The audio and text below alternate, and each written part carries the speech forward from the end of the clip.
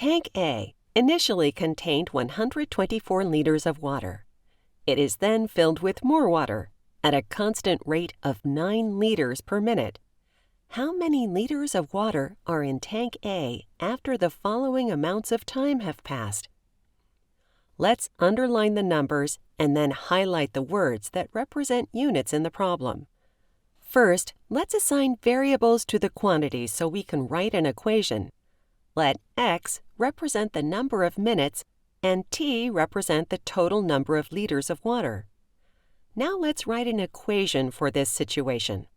The total amount, t, equals the starting amount, 124 liters, plus the part that is being added. Water is flowing in at a rate of 9 liters per minute, so 9 times x represents the liters that have been added. So how many liters will be in the tank after 4 minutes? Substitute 4 in place of x. Then simplify and solve for t. After 4 minutes, there will be 116 liters of water in the tank. Now, how much water will be in the tank after 80 seconds?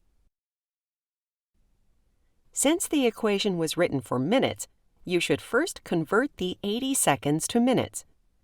Since there are 60 seconds in a minute, divide 80 by 60.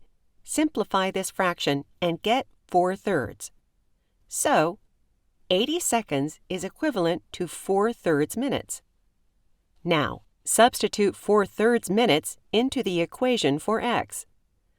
9 times 4/3 becomes 36/3, or 12. Add that to 124, and the answer is 136 liters.